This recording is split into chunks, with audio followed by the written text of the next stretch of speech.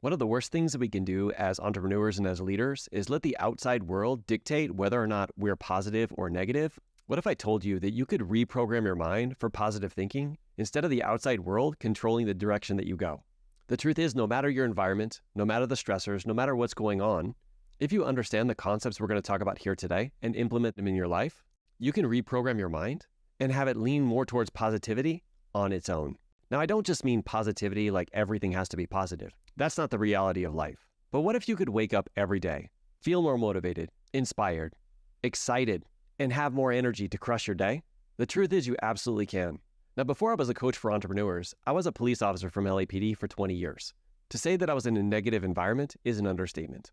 But there were certain strategies that helped me become more of a positive thinker and get to the point where that actually started to happen automatically. Now, when I say automatically, I want to give you an example here.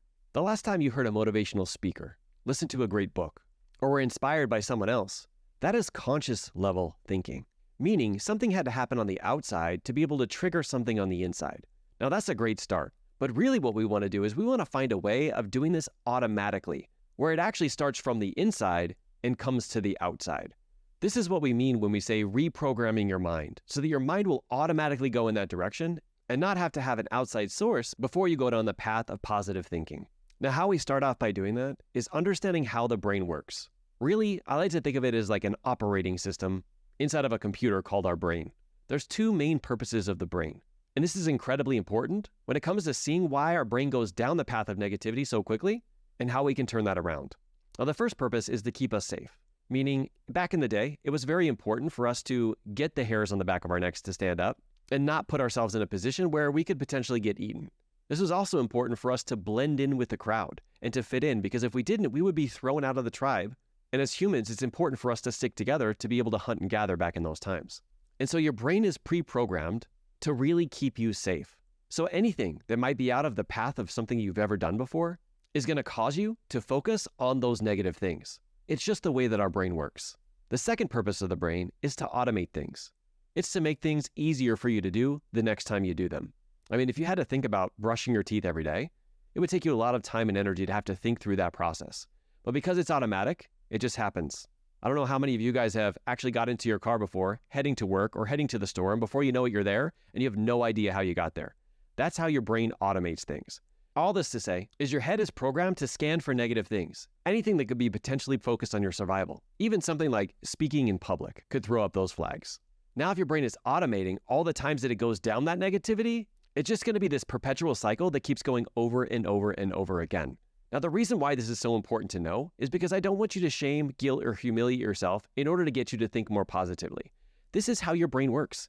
It literally wants to keep you alive. So there's no reason to beat yourself up if you go down the path of negativity. You're just a human and you have a brain and it's working the way that it's supposed to. But we can reprogram it. We can get it to look for positivity and stop focusing so much on negativity. Now, one of the common pitfalls that I see is people tend to think they don't have any control over any of this. And the truth is if you believe that, you're entirely correct. But if you're looking for a way to take back control and make that happen, keep listening. Okay, so how does this happen?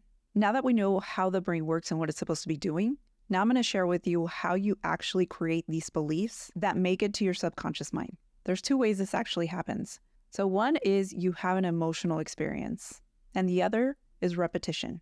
Now let's talk about emotional experiences. Now this may only happen once because maybe it was so impactful and it actually made its way into your subconscious mind. Let's say this was back when you were a kid and you had a recital and you were standing in front of all of these people, parents and kids, and you had to speak up. However, you couldn't because you were too nervous. And when you spoke up, you accidentally said something wrong and the audience started laughing. Now as a kid, that's heartbreaking. And you actually take that on, and it's that one time that happened, now you're afraid to speak in public, and you refuse to do it. However, now that you're an adult, it's really important for you to actually have this skill. But because it's a subconscious belief, it's really hard for you to get out of that. So now let's go on to repetition. These are the little things that happen over and over and over again that build up to that huge belief. Let's take another example of your childhood. And I always go back to our childhood because that's usually when we're most vulnerable and when a lot of beliefs plant themselves into our subconscious mind. Let's say you were a quiet kid and everyone would tell you, oh, you're so shy. She doesn't talk too much. Oh, she's the quiet one. And it would happen over and over and over again. Now you truly believe that you're the quiet one and the shy one, and you take actions based on that belief. Now, in the same way that those beliefs actually made its way into our subconscious mind with the emotional experiences and the repetition, we can actually use that to our advantage to make that switch. Okay, let's talk about repetition because you'll probably find this to be a little bit easier to tackle. Let me share some of the things that I do on a consistent basis that actually helps me move towards positive thinking. So for me, it's writing in my journal daily. It's reading a personal development book. It's actually exercising because when I put it on my schedule and then I actually do it, it actually helps build my self-confidence because I actually did what I said I was going to do. Another thing that we actually do for our clients and ourselves is create affirmations. These are powerful statements that we say to ourselves or out loud that create that repetition for us. Now, emotional experiences are harder to control, right? But it's just about finding ways on how you can actually put yourself in a position where you can have an emotional experience. Now, this could be at a live event. It could be hanging out with other people that tend to be more positive. Now, a huge pitfall that people can find themselves in is that they're trying to figure out where these emotional experiences came from, where all this repetition came from. And I'm here to tell you that that's just a waste of time because you're focused more on the negative and the past that you can't change rather than the positive and the future that you can. Now, that was a lot. I get it. But there is one way that you can actually speed up this process once you understand how it works.